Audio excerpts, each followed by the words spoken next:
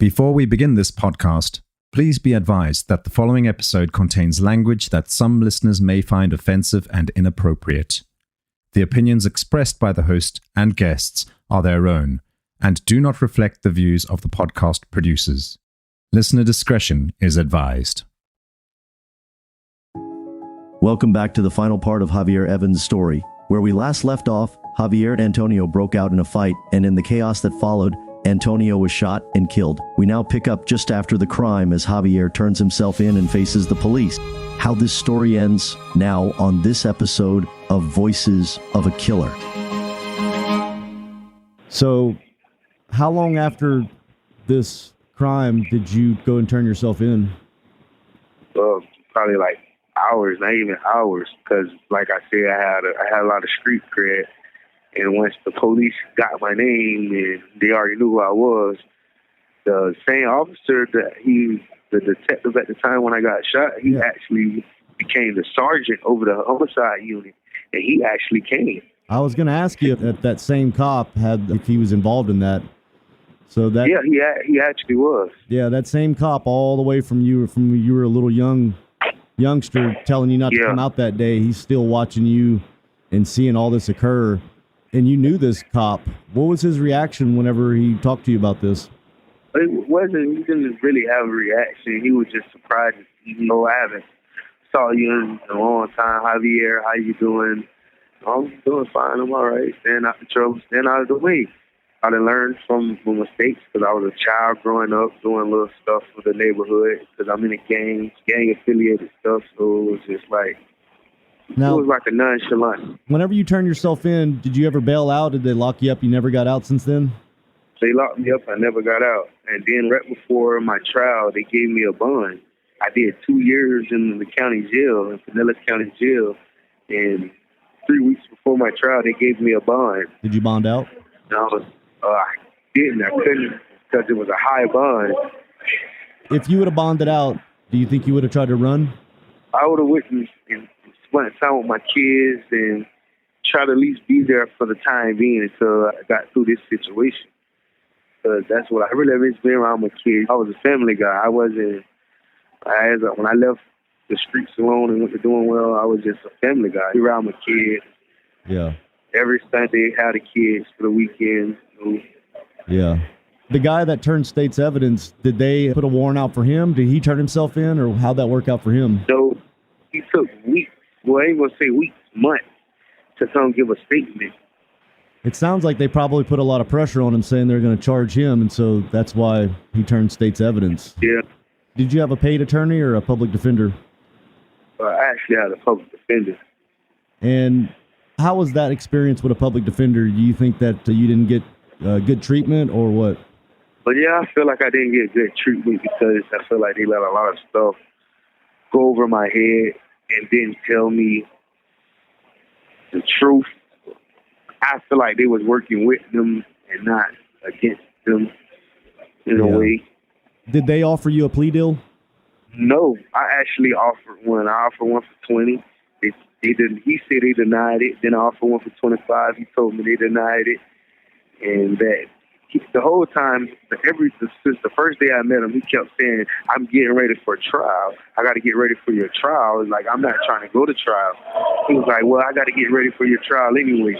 That's every time. Then he'd be months before I see him. He'll pop up and tell me a lie and then disappear. Be months before I see him. And then next thing you know, this is our last chance. We're going to trial on this day right here type stuff. So I'm like, whoa. You ain't been here to see me or talk to me. So that's pretty uncommon for the person that's accused of the crime trying to cut a deal with the prosecutors. It's very uncommon. Actually, I don't ever hear that. It almost sounds like you knew they had something on you. No, it was what he was telling me. He was just like, you want to offer us a deal? I could get you a deal. You maybe offer like 25 or 20. I was like, yeah, I'll make an offer. It's like, you want to make an offer? I'm like, yeah, why not? They actually charged you with first-degree murder? They charged me with second-degree murder. Then 3 months later, they upped it to first-degree murder, and I don't know why. never got told why my charge went up. They always heard it going down, never up. So, right. Yeah, everything's a little bit odd about this one. Well, I mean, in your eyes, do you feel like it was all self-defense, or do you feel like it was manslaughter, second degree? What do you feel like it was? I feel like it was manslaughter because we was friends. We wasn't enemies. We didn't hate each other. It wasn't like we had bad blood. We wasn't talking to each other. We didn't know each other. We grew up with each other. Like, I ate at his mom's house. He done ate at my mom's house. Like, Javier stands by his claim that he wasn't Antonio's killer. Yet after his arrest, he was powerless against the legal mechanisms that have succeeded in keeping him locked up. The third man, who Javier says is actually responsible for Antonio's death, took a deal with the state and subsequently pinned all the blame on Javier. We don't have access to any official records to know if there's any substantive evidence supporting this, but it's this version of events the state prosecution ran with. Javier's charges were bumped up to first degree, and he was held without bond in county jail. In the lead up to the trial, Javier tells me his story fell on deaf ears, and even his public defender did little to support him. Once the dust on this crime finally settled, the futility of Antonio's death became apparent. It wasn't meant for us, Javier says, reflecting on the tragic end to their relationship. His voice is heavy with a sense of disbelief, knowing that Antonio is dead, and, according to official records, Javier will go down as his killer. Next, I wanted to know why Javier's account of what happened didn't convince the jury. First degree is basically you thinking it out, premeditating, and then going through with it. Yeah. However, this is a struggle with a fight for a gun. Did the guy that took the stand, did he say that you got the gun away and shot him when he had no way to defend himself?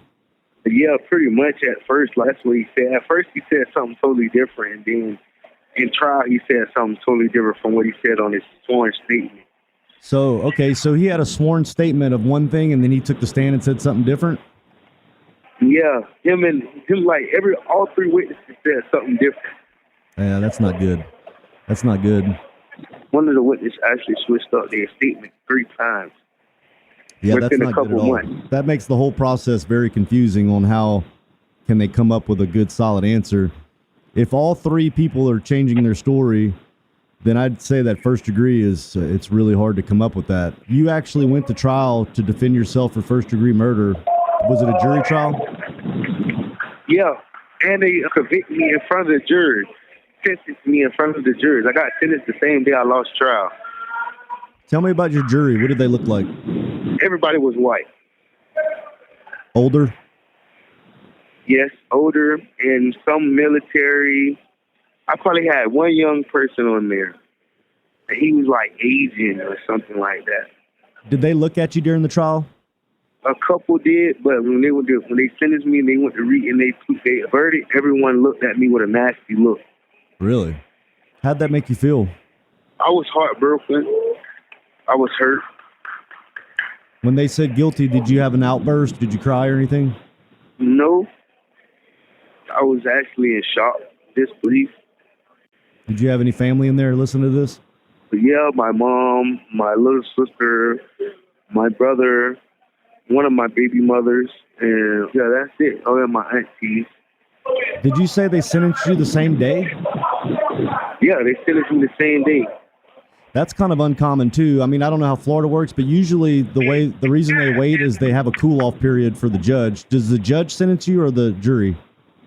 No, the judge sentenced me. Yeah, he gave me life with a mandatory 25, and then I found out the 25 is from a gun. The gun, I guess, but I never had a gun charge. No gun was found. The murder weapon wasn't found because they haven't found it. I didn't take it. They don't know who got it. We still don't know who got it. Right. So wow. So what was the actual sentence? Life with a mandatory 25. So you do have a parole date? It's 2024. No, not 2054. But that's when my 25 years are up. And then they say I get game time for my life sentence. And I don't know how I'll get game time on the life sentence, but... What do you mean by... What are you saying, game time? Yeah, I guess it's like where it's time every month or every few years I get time. If I do 25, it's basically like the percentage. I do the percentage. Okay, yeah, I got you. So Have you went through appeals process? I'm actually in the appeal process now. I really don't know too much about the law. I be getting a little help, but the state attorneys, I guess, the public defender's office, they're doing an appeal for me because I can't afford a lawyer for it. You always hear these stories about people will warn young people, just like the police officer warned you when you're younger. Hey, you get into this lifestyle, one of two things are going to happen. You're either going to die or you're going to go to prison. And at one point, you almost died from being shot, and then you did end up going to prison. So that stuff holds true when they tell you these things. Like, hey, when you get into this lifestyle, two things are going to happen, either prison or death.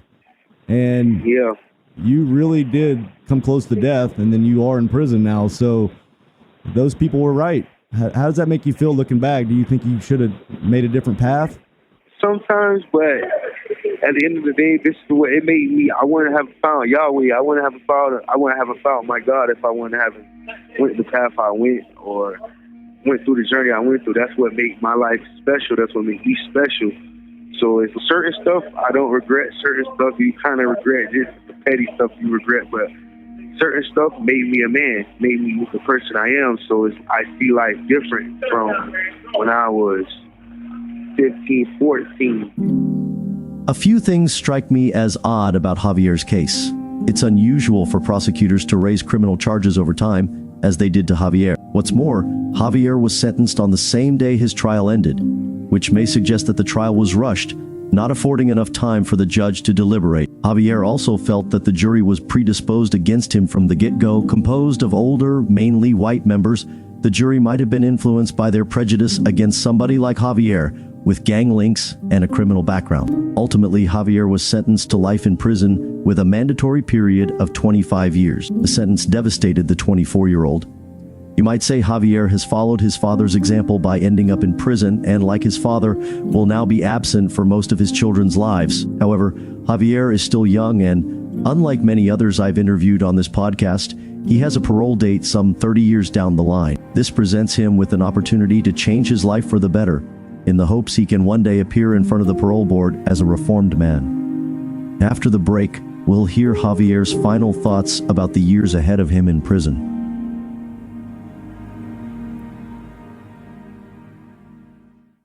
How does that feel knowing that you're going to spend so much time in prison? It hurts because I'm not the type of guy that no one deserves this. Like this is not the life for me. I'm missing my kids. Sure. I'm missing my kids growing up.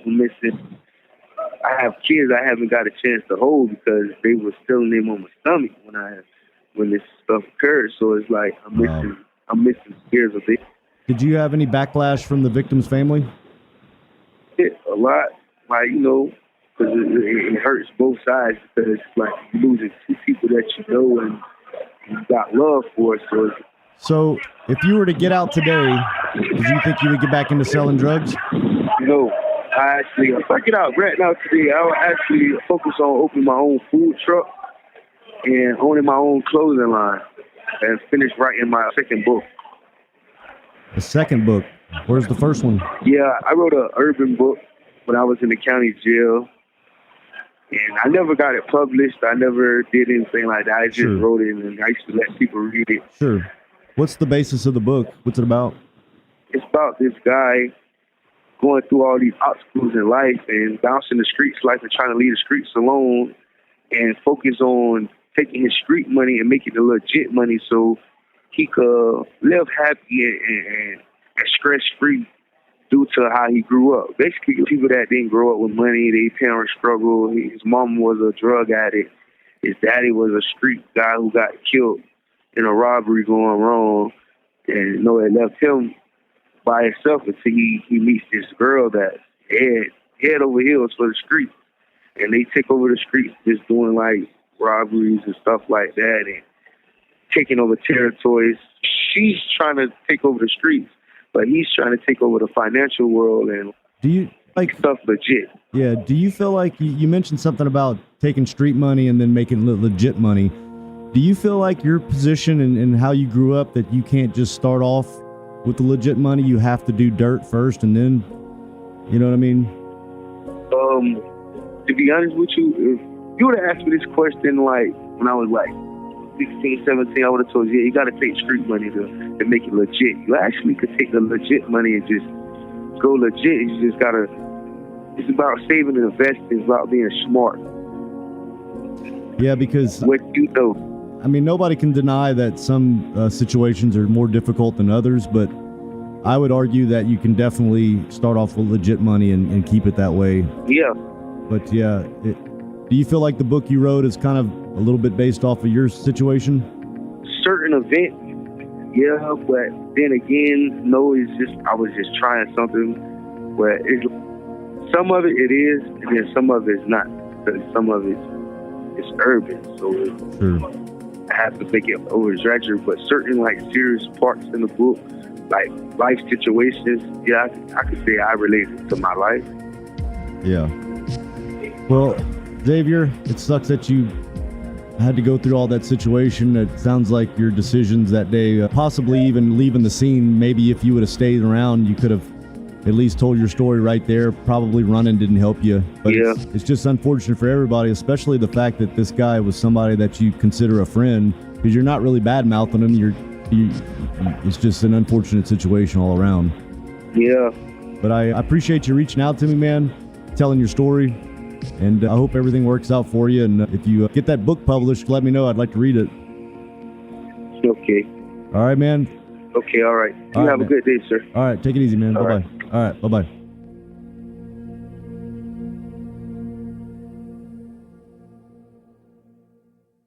On the next episode of Voices of a Killer. You actually put a gun to your head and pulled the trigger and shot yourself in the head, right? That's what they say.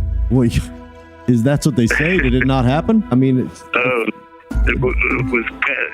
convoluted case for sure. Well, I mean, it's definitely a convoluted story. Well, that's it. I mean, we got to think from a rational position here. Aaron, you're sitting in prison right now for the murder of your wife, Julianne. Are you guilty? Am I guilty? Yeah.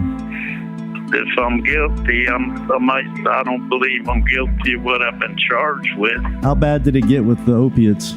Those were bad. I want to thank Javier for sharing his story with us today. His ability to be open and honest is what makes this podcast so special. That's a wrap on this episode of Voices of a Killer. A big shout out to Sonic Futures, who handled the production, audio editing, music licensing, and promotion of this podcast. If you want to hear more episodes like this one, make sure to visit our website at voicesofakiller.com. There you can find previous episodes, transcripts, and additional information about the podcast. Lastly, if you enjoyed this episode, please consider leaving us a review on Spotify, Apple Podcasts, or wherever you get your podcasts. Your feedback helps us improve and reach new listeners. Thank you for your support, and we can't wait to share more stories with you in the future. Thank you for tuning in. I'm your host, Toby, and we'll see you next time on Voices of a Killer.